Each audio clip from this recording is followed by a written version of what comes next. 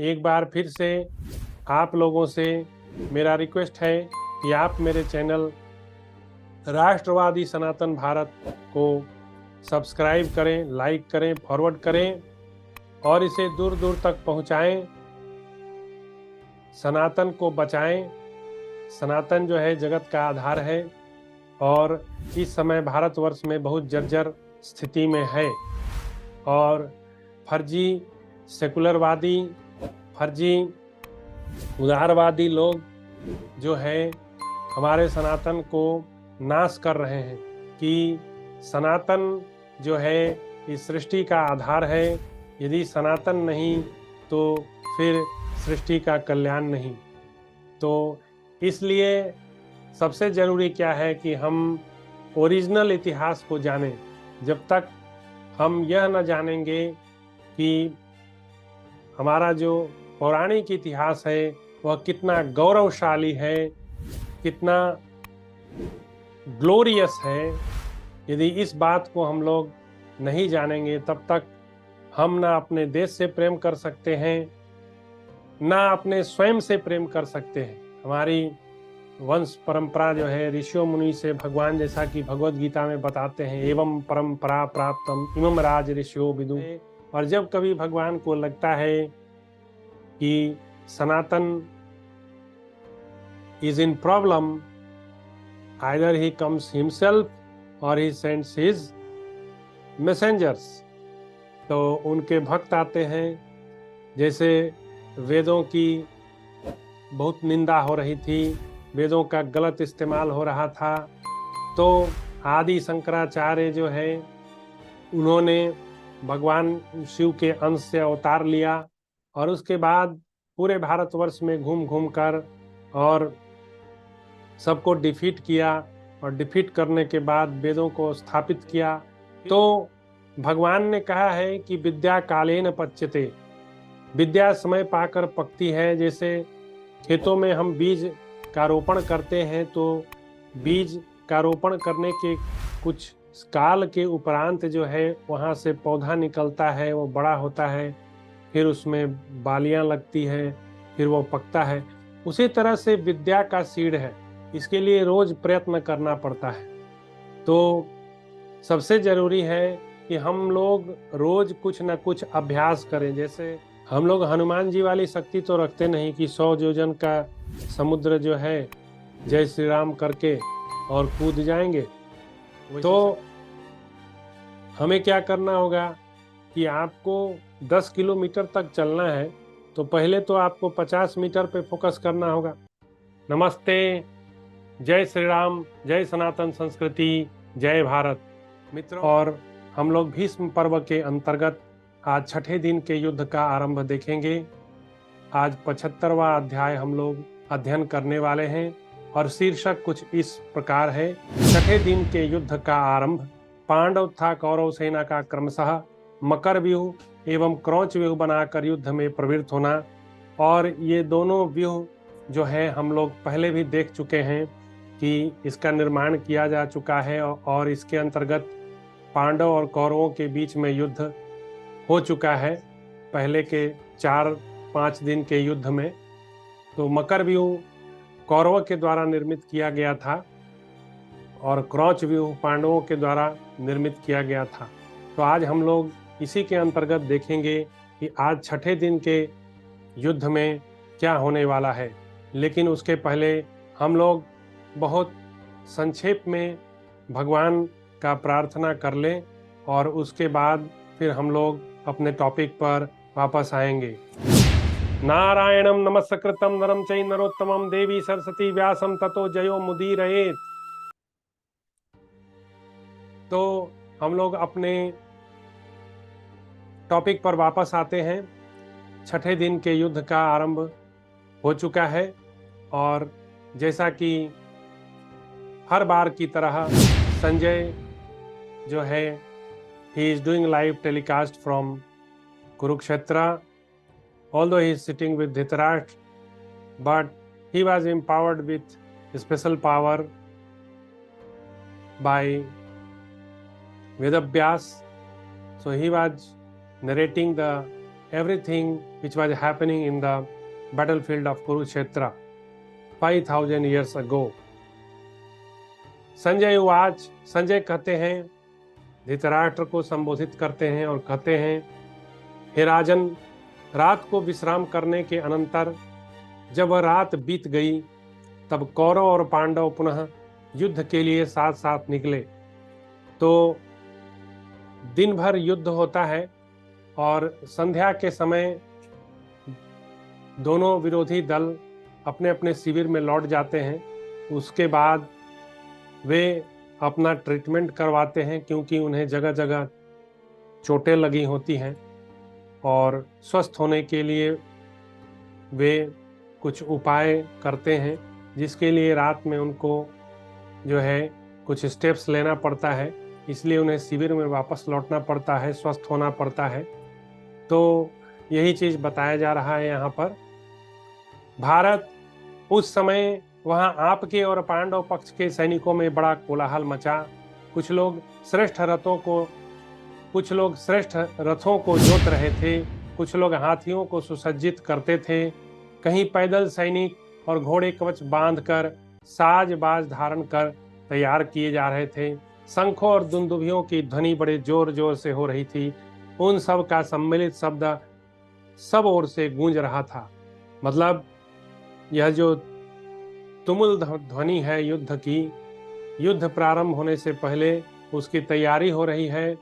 भेरियां बज रही हैं, शंख बज रहा है, दुंदुभी बज रहा है, और सारे हाथी घोड़े सैनिक सब जो है कतार में खड़े हैं कि आज पुनः एक बार फिर से युद्ध होने वाला है। तो उसी की तैयारी चल रही है।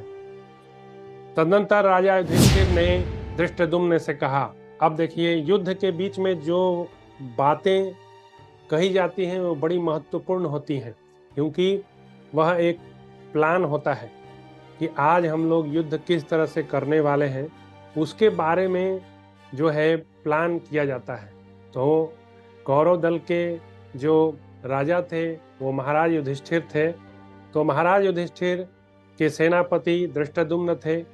तो धृष्टद्युम्न से आज युधिष्ठिर कुछ महत्वपूर्ण बातें कहने वाले हैं। ध्यान देकर सुनिएगा कि वह क्या कहने वाले हैं। महाराज युधिष्ठिर ने धृष्टद्युम्न से कहा, हे महाबाहो,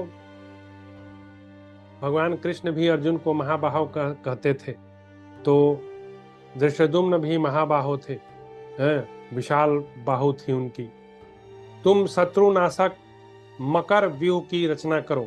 लेकिन जैसा कि पहले हमने देखा कि मकर व्यूह को कौरवों ने रचा था, आज पांडव लोग मकर व्यूह की रचना करने वाले हैं।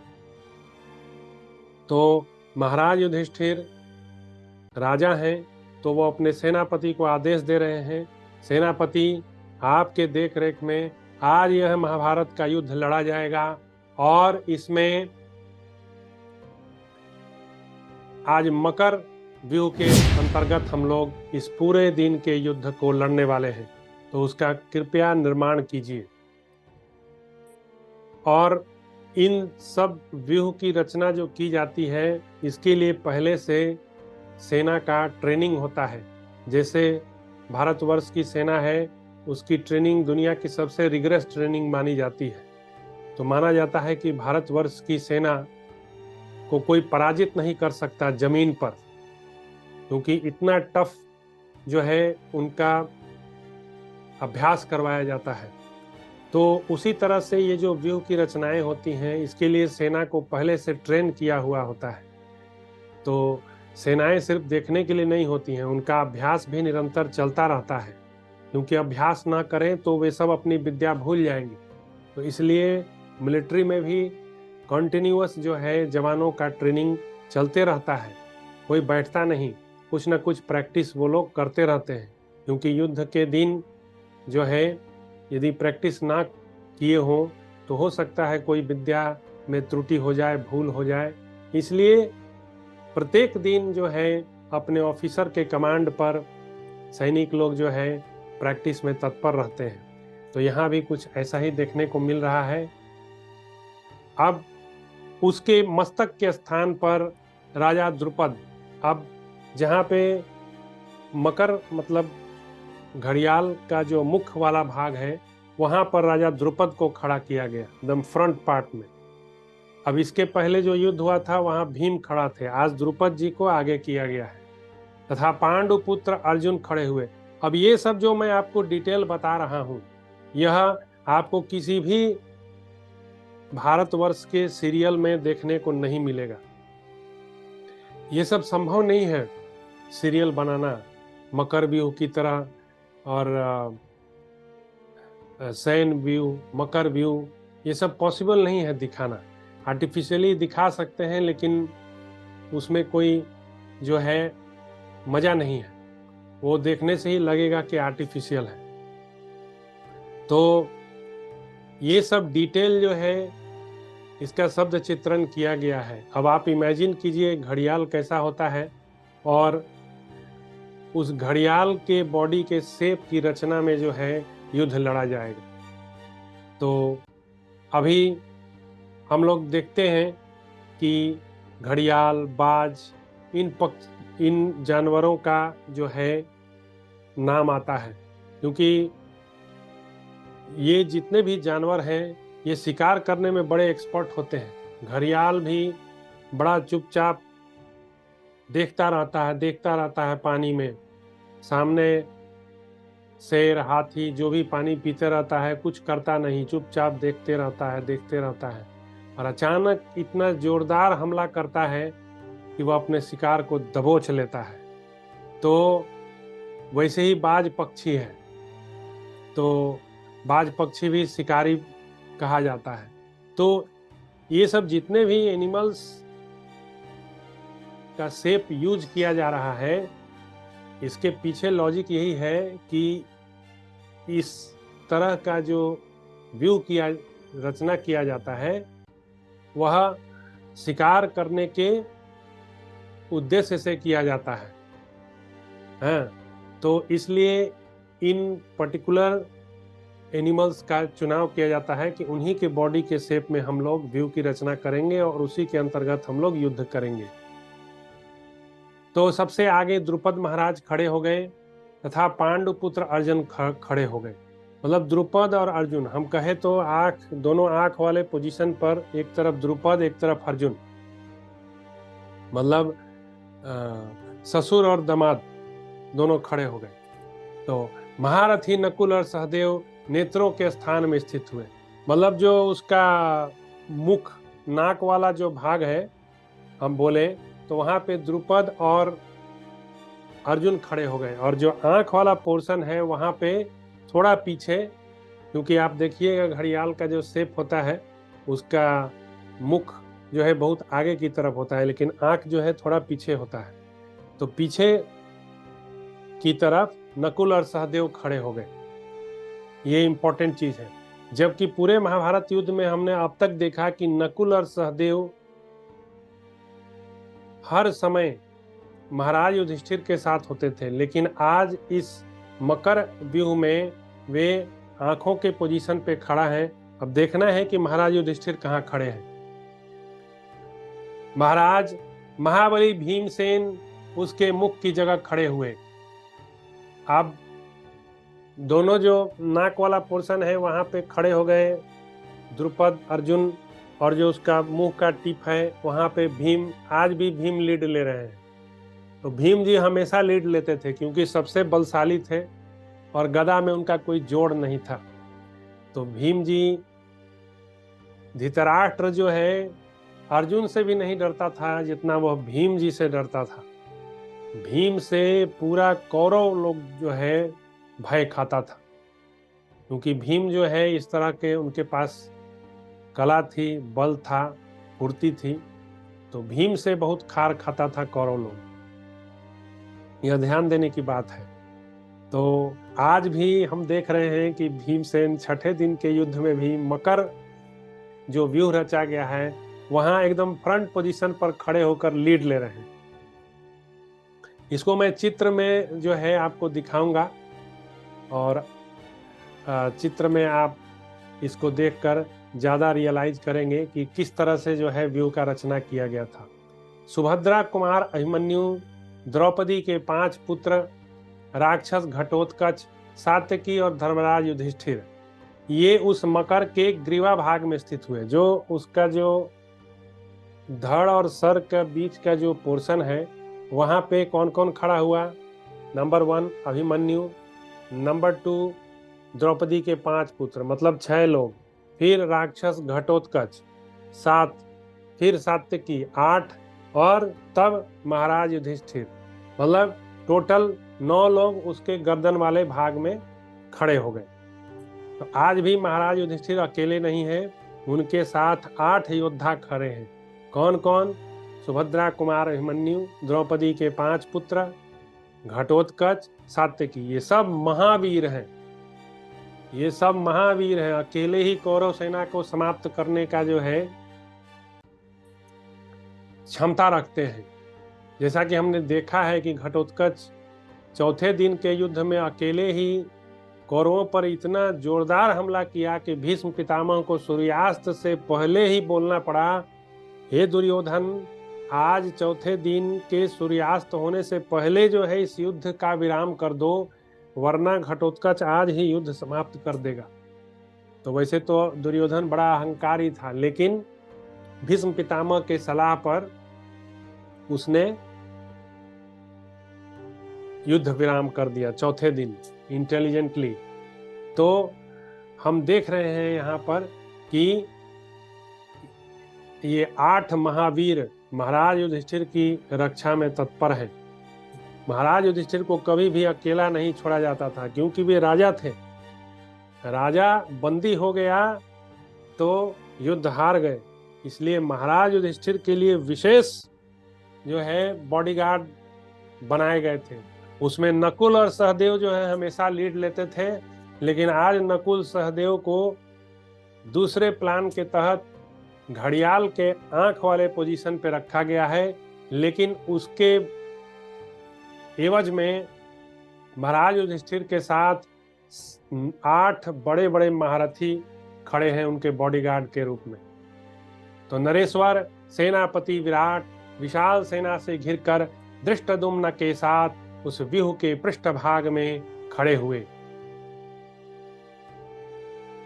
अब विराट नरेश जो है धृष्टद्युम्न के साथ वो जो घड़ियाल का जो पिछला वाला भाग है वहां पर जाकर वो लोग खड़े हो गए।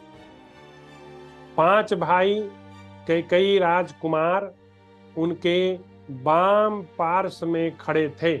अब कैकेयी नरेश भी जो है वह पांडवों के तरफ से लड़े थे, यह ध्यान देने वाली बात है।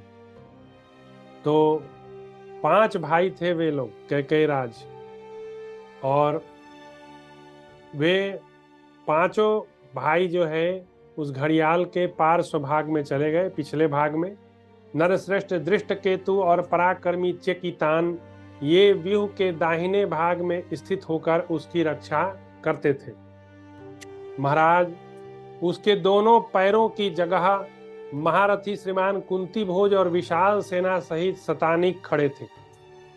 अब कुंती भोज, राजा कुंती भोज और शतानिक ये दोनों भी उसके 2 पैरों के पास जो है खड़े हो गए। सोमको से घिरा हुआ महाधनुर्धर शिखंडी और बलवान इरावान, अर्जुन का पुत्र अभिमन्यु तो था ही, उसके अलावा अर्जुन का एक और पुत्र था जिसका नाम था इरावान, और यह इरावान जो है नाग कन्या उलूपी। अर्जुन जब भ्रमण के लिए निकले थे तो उन्होंने जगह जगह जो है विवाह किया संबंध बढ़ाने के लिए। तो उन्होंने नाग कन्या उलूपी के साथ विवाह किया और उसी उलूपी का यह पुत्र है इरावान। और अभिमन्यु तो था ही, वो तो जानते ही हैं, वह सुभद्रा पुत्र अभिमन्यु था। और उसके अलावा चित्रांगदा जो है वो मणिपुर की थी, और वहां चित्रांगदा से विवाह किया और उस चित्रांगदा से एक पुत्र हुआ अर्जुन को, जिसका नाम था बब्रुवाहन। वो भी महावीर था। तो यह ईरावान और शिखंडी मकर व्यूह के पुच्छ भाग, मतलब जो उसका टेल है, टेल पे जाके खड़े हो गए। महाराज भरत नंदन इस प्रकार उस महान मकर व्यूह की रचना करके पांडव कवच बांधकर सूर्योदय के समय पुनः युद्ध के लिए तैयार हो गए। ऊंची ऊंची ध्वजाओं, छत्रों तथा चमकीले और तीखे अस्त्र शस्त्रों से युक्त हाथी, घोड़े, रथ, पैदल सैनिकों की चतुरंगिणी सेना के साथ पांडवों ने कौरवों पर शीघ्रता पूर्वक आक्रमण किया। राजन, तब आपके ताऊ देवव्रत ने पांडवों का वह व्यूह देखकर उसके मुकाबले में अपनी सेना को महान क्रौच व्यूह के रूप में संगठित किया। अब भीष्म जी लीड ले रहे हैं कौरवों की तरफ से, और इधर से भीम जो है लीड ले रहे हैं। और वहां पे बनाया गया क्रौच व्यूह कौरवों के द्वारा। तो अब उसकी चोंच के स्थान पर महाधनुर्धर द्रोणाचार्य सुशोभित हुए। जहां उसका बीक होता है, चोंच होता है, वहां पे कौन खड़े हो गए? द्रोणाचार्य जी। अश्वत्थामा कृपाचार्य नेत्र के पास खड़े हो गए। उसके बाद काम्बोज और बहलिक देश के उत्तम सैनिक के साथ समस्त धनुर्धरों में श्रेष्ठ नरप्रवर कृतवर्मा व्यूह के शिरोभाग में खड़े हुए। अब यह काम्बोज जो है यह पाकिस्तान में आता है। यह भी हमारे प्राचीन भारत में जो 16 महाजन पद थे उसमें से एक काम्बोज भी था। एक कांधार था, एक काम्बोज था, और ये दोनों पाकिस्तान में है। तो काम्बोज की सेना जो है कौरवों के साथ मिलके पांडवों के विरुद्ध लड़ी थी। महाराज सूरसेन तथा आपका पुत्र दुर्योधन, ये दोनों बहुत से राजाओं के साथ क्रौच व्यूह के ग्रीवा भाग में स्थित हुए। और जो उस पक्षी का जो गर्दन वाला भाग है वहां पर सूरसेन तथा, मतलब सूरसेन का मतलब हुआ कि जो मथुरा की सेना भी जो है वह कौरवों के साथ ही हाथ मिलाई थी। तो और यह मथुरा भी जो है यह एक महाजनपद हुआ करता था प्राचीन भारत में। तो ये सब बड़े इंपॉर्टेंट जगह हैं। तो सूरसेन तथा आपका पुत्र दुर्योधन, ये दोनों बहुत से राजाओं के साथ क्रौच व्यूह के ग्रीवा भाग में स्थित हुए, उसके ग्रीवा भाग में स्थित हो गए। नरश्रेष्ठ मद्र, सौवीर और केकई योद्धाओं के साथ विशाल सेना से घिरे हुए प्राग ज्योतिषपुर के राजा भगदत्त उस व्यूह के वक्ष स्थल में स्थित हुए। और यह जो प्राग ज्योतिषपुर है वहीं का नरकासुर था। आपको याद होगा, नरकासुर को भगवान ने मार के 16,000 रानियों से विवाह किया था। ये प्राग ज्योतिषपुर वही है, और वहीं का ये भगदत्त जो है योद्धा था। तो ये भगदत्त जो है कहाँ खड़ा हुआ? उस क्रौच के वक्ष स्थल पर, उसका जो छाती वाला भाग है वहां पे खड़ा हुआ। प्रस्थलाधिपति त्रिगतराज सुशर्मा कवच धारण करके अपनी सेना के साथ व्यूह के वाम पक्ष का आश्रय लेकर खड़े हो गए, बाएं वाला पंख के पास। तुषार, यवन, शक और चुचुप देश के सैनिक व्यूह के दाहिने पक्ष में खड़े हो गए, मतलब दाहिने वाले पंख में।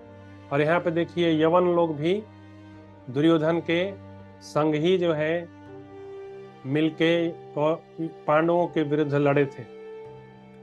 मारीश, श्रुतायु, शतायु तथा सोमदत्त कुमार भूरिश्रवा, ये परस्पर एक दूसरे की रक्षा करते हुए व्यूह के जघन प्रदेश में स्थित हुए। उसका जो जंघा वहां पे।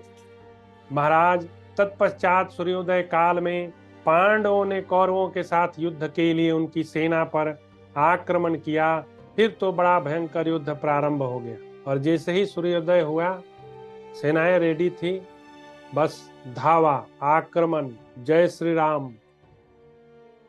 रथियों की ओर हाथी और हाथियों की ओर रथी बढ़े, घुड़सवारों पर रथारोही था, रथारोहियों पर घुड़सवार चढ़ाए। राजन, उस महायुद्ध में घुड़सवार योद्धा घुड़सवारों तथा रथियों पर भी चढ़ दौड़े। इसी प्रकार अश्वारोही हाथी सवारों तथा रथियों पर भी टूट पड़े। रथी और घुड़सवार दोनों ही पैदल सेनाओं पर आक्रमण करने लगे। राजन, इस प्रकार अमरस में भरे हुए समस्त सैनिक एक दूसरे पर धावा करने लगे। भीमसेन, अर्जुन, नकुल, सहदेव तथा अन्य महारथियों से सुरक्षित हुई पांडव सेना नक्षत्रों से रात्रि की भांति सुशोभित होती थी।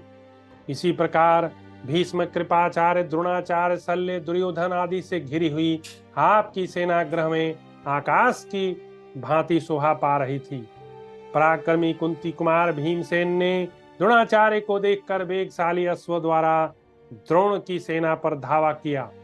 युद्ध की स्पृहा रखने वाले महापराक्रमी द्रोणाचार्य ने रणभूमि में कुपित हो भीम के मर्म स्थानों को लोहे के 9 बाणों से घायल कर दिया। तब युद्ध में द्रोणाचार्य के द्वारा अत्यंत आहत होकर भीमसेन ने उनके सारथी को यमलोक भेज दिया। अब भीमसेन जो है अपना युद्ध कौशल दिखाने लगे। पहले तो द्रोणाचार्य के सारथी को राम नाम सत्य कर दिया। तब प्रतापी द्रोणाचार्य स्वयं ही घोड़ों की बागडोर, अब द्रोणाचार्य स्वयं सारथी बन गए। बागडोर संभालते हुए पांडव सेना का उसी प्रकार संहार करने लगे जैसे आग रुई के ढेर को भस्म। अब एक हाथ से रथ का लगाम पकड़े हैं और दूसरे हाथ से जो है वेपन चला रहे हैं। क्या स्किल था द्रोणाचार्य जी का। वे नरश्रेष्ठ, सृंजय और कई द्रोणाचार्य था भीष्म की मार खाकर रणभूमि से भागने लगे। इसी प्रकार भीम और अर्जुन के बाणों से छत विछत हुई आपकी सेना मतवाली स्त्री की भांति जहां तहां मूर्छित होने लगी। भारत बड़े बड़े वीरों का संहार करने वाले उस युद्ध में दोनों सेनाओं के व्यूह टूट गए और आपके तथा पांडवों के सैनिकों का भयंकर सम्मिश्रण हो गया। भरत नंदन, हमने आपके पुत्रों का शत्रुओं के साथ अद्भुत पराक्रम देखा था। वे सब के सब एक पंक्ति में खड़े होकर युद्ध कर रहे थे। प्रजानाथ, महाबली कौरव तथा पांडव एक दूसरे के अस्त्र शस्त्रों का निवारण करते हुए जूझ रहे थे। तो इस प्रकार श्री महाभारत भीष्म पर्व के अंतर्गत भीष्म वध पर्व में छठे दिन के युद्ध का आरंभ विषयक 75वां अध्याय पूरा हुआ। और इसके पश्चात एक टॉपिक है धृतराष्ट्र की चिंता। धृतराष्ट्र सदैव चिंता में रहता था। वह कोई नई बात नहीं है, क्योंकि वह जानता था कि उसकी पूरी जो गैंग है वह अधर्म के मार्ग पर है और अधर्म का तो नाश होता है। लेकिन अभी युद्ध का समय है, तो धृतराष्ट्र देख रहा है कि एक के बाद एक करके जो है कौरवों का पराजय हो रहा है और धृतराष्ट्र के बहुत सारे पुत्र मारे जा चुके हैं। तो अभी धृतराष्ट्र को कुछ चिंता हो गई है। इस विषय में हम लोग अगले एपिसोड में चर्चा करेंगे।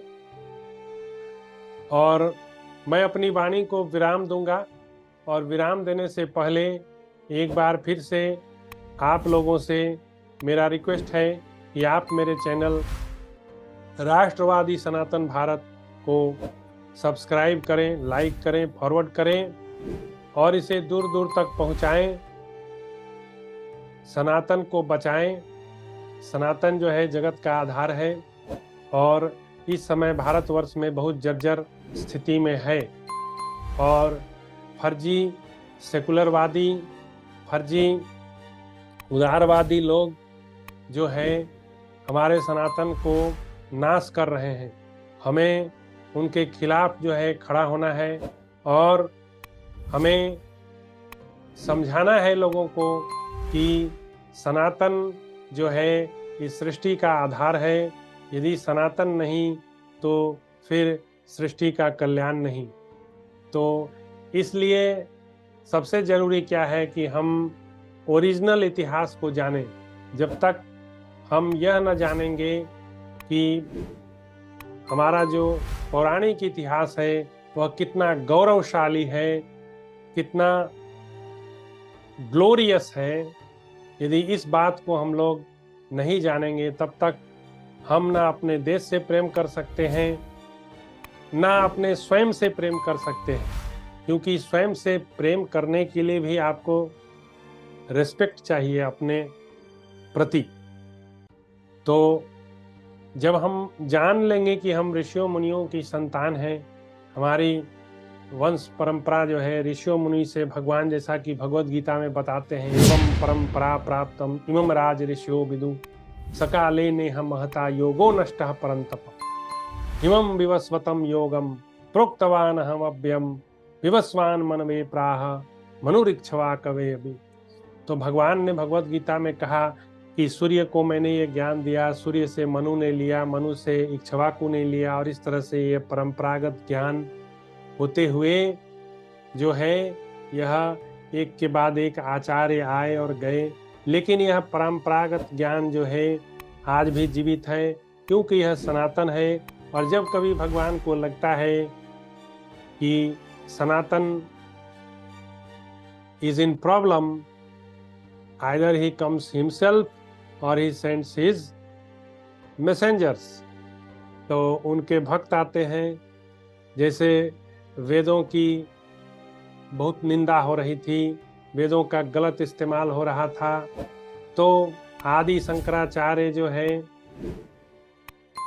उन्होंने भगवान शिव के अंश से अवतार लिया, और उसके बाद पूरे भारतवर्ष में घूम घूम कर और सबको डिफीट किया, और डिफीट करने के बाद वेदों को स्थापित किया, फिर से वेदों की एक प्रति लिखी, और आज वेद हम लोगों के पास है।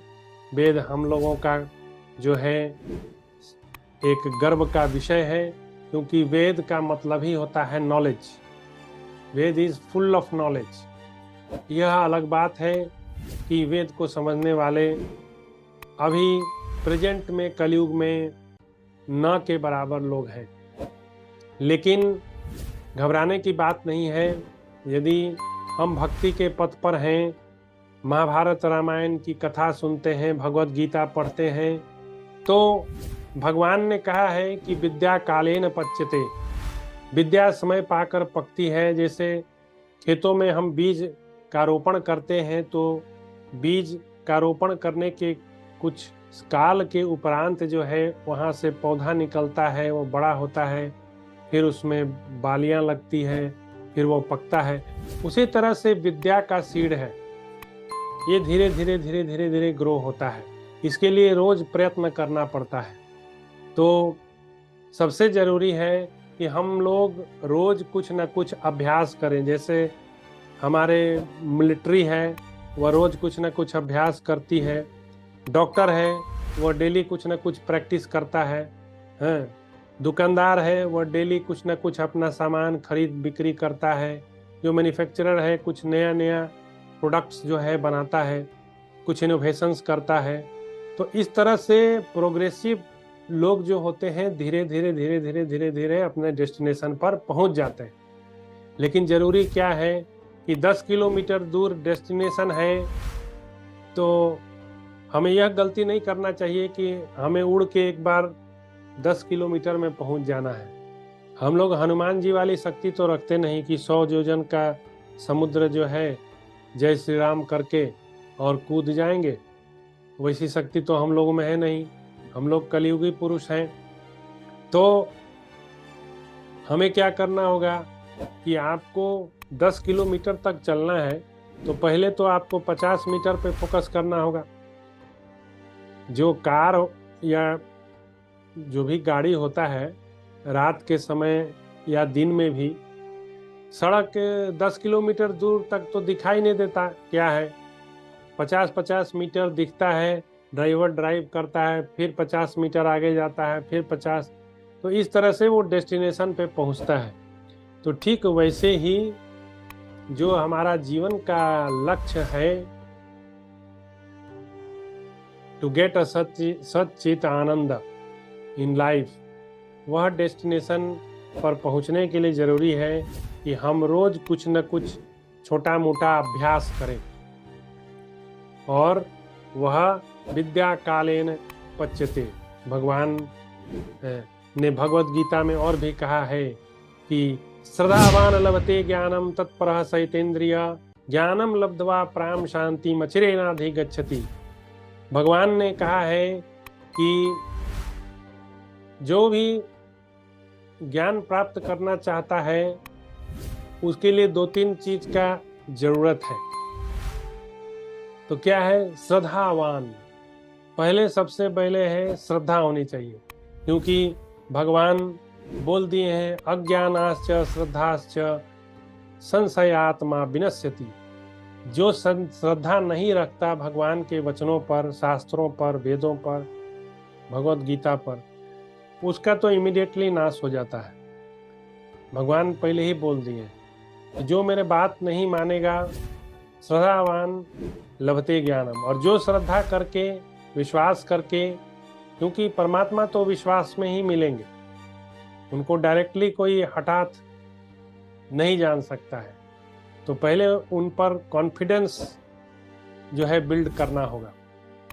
तो श्रद्धावान लभते ज्ञानम तत्पर। और दूसरा बोलते हैं कि जितेंद्रिय, मनुष्य को जितेंद्रिय होना चाहिए।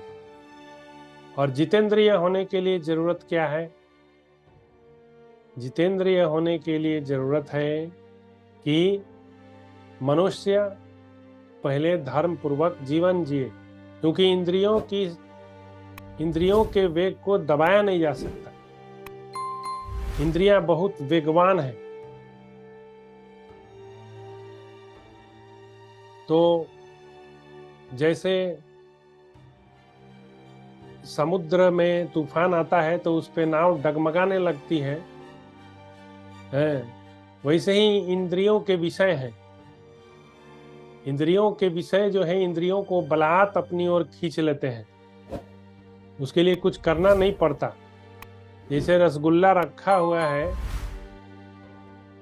तो बिना कुछ बोले ही जो है इंद्रियां अपना लार टपकाना शुरू कर देंगी कि भाई रसगुल्ला तो हम खा ही लें। तो आपको कुछ करना पड़ा, वो रिफ्लेक्स एक्शन है, वह स्वतः जो है सब चालित है, वो सब अपने आप जो है इंद्रियां एक्टिव हो जाती हैं। और उन सब का कंट्रोलर माइंड है। माइंड का ट्रेनिंग जैसा होगा उसी तरह से हमारी इंद्रियां बिहेव करेंगी। तो श्रद्धावान लभते ज्ञानम तत्पर सहितेन्द्रिय। सहितेन्द्रिय होने के लिए जरूरी है कि हम धर्म पूर्वक जीवन, धर्म ते विरति जोगत ज्ञान। तो इंद्रियों के वेग को दबाया नहीं जा सकता, कुचला नहीं जा सकता, इनको अनुकूलन करना होगा। और उसके लिए जरूरत है धर्म पूर्वक जीवन जीना।